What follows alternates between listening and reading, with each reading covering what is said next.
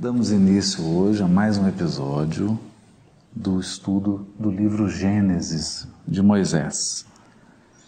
E hoje nós nos detemos no versículo 8º, capítulo 2, versículo 8º, que narra a criação do Jardim do Éden. Um jardim onde o homem seria colocado, o ser humano seria colocado, e onde ele seria submetido também ao seu primordial e mais fundamental teste, a sua prova de fogo. Mas antes da gente comentar sobre o Jardim do Éden, queria só pontuar uma coisa rápida aqui no texto, que o texto hebraico do livro Gênesis, ele apresenta algumas coisas assim muito curiosas e que nós temos evitado abordar aqui no nosso breve estudo, porque esse estudo que nós fazemos do Gênesis, ele é um voo panorâmico. Não dá para a gente se deter em detalhes, porque a nossa intenção, como foi com o Levítico, é ter uma visão geral do texto, da obra, para que depois possamos fazer estudos mais detalhados, outras pessoas também possam empreender um estudo mais detalhado da obra. Mas eu queria destacar aqui algumas coisas que chamam bastante atenção. A primeira delas é que tanto no capítulo 1 quanto nesse capítulo 2, Deus é chamado por um nome duplo. Primeiro aparece um tetagrama, que são 4 consoantes, e como elas não têm vogal, propositadamente elas não têm vogal, o texto não apresenta vogal, elas não podem ser pronunciadas. Então, são 4 letras. E no lugar dessas 4 letras, os judeus, sabendo que se trata do nome próprio de Deus, eles não pronunciam e substituem pela palavra Senhor, Adonai, que é também uma palavra complicada, porque Adonai, na verdade, significa meus senhores, numa tradução hiperliteral. Mas a ideia de o Senhor. E Elohim, que é a segunda palavra que aparece, então aparece esse título, esse nome, que são 4 consoantes, e Elohim. Elohim significa deuses. Então, esse é um primeiro aspecto assim, muito complexo do texto. Já mostra para a gente que esse texto foi escrito para que a gente não tenha a sensação de que esgotou.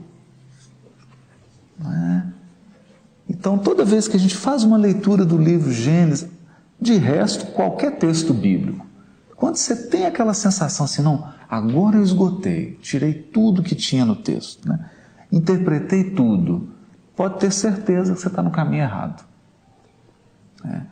Porque a primeira sensação que nós temos que ter quando terminamos uma passagem, estudar uma passagem, é: puxa vida, tem tanta coisa a mais, Ele podia estudar mais, ficou coisa para trás. Exatamente, ficou coisa para trás, ficaram coisas para serem compreendidas. Aquela sensação de incompletude tem que ficar presente em quem lê, em quem estuda o texto de Gênesis, porque isso faz parte da essência da revelação espiritual.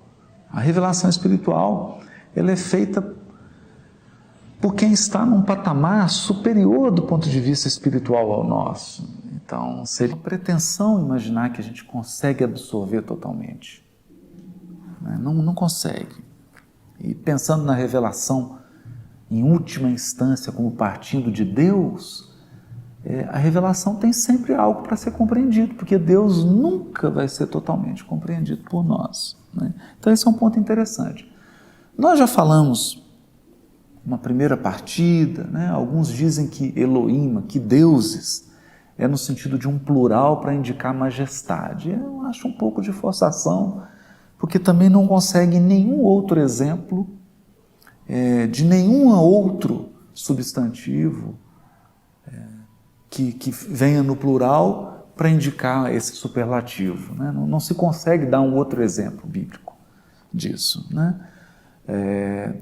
Nós temos trabalhado com uma ideia de que Elohim aqui significa aquela pleiade de espíritos já absolutamente purificados, que têm a missão de governar a criação sob o comando de Deus.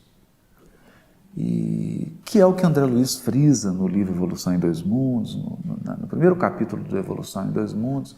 Ele vai dizer: os devas da tradição hindu, os arcanjos das variadas tradições religiosas, porque o arcanjo significa assim, o chefão dos anjos, né? A diretoria dos anjos. Né? Porque tem anjo office boy, tem anjo, né, secretário, né, tem a diretoria, né, que são os arcanjos. E seriam esses arcanjos, ou o que nós chamamos de Cristos, que Platão chamaria de demiurgo, etc. Aqueles seres, segundo André Luiz, estão num processo de comunhão indescritível com Deus e, portanto, na ação e no pensamento, eles expressam a unidade. Esse é o ponto fundamental. Isso é que chama a atenção.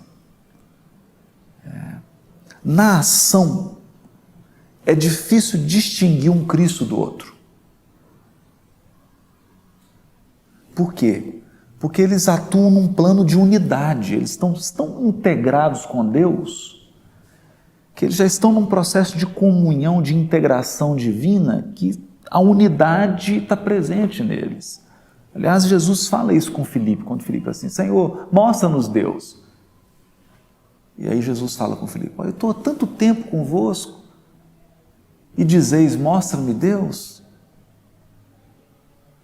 É só olhar para mim. É como se Jesus dissesse para ele assim: você não tem compreensão para entender Deus além do que eu sou.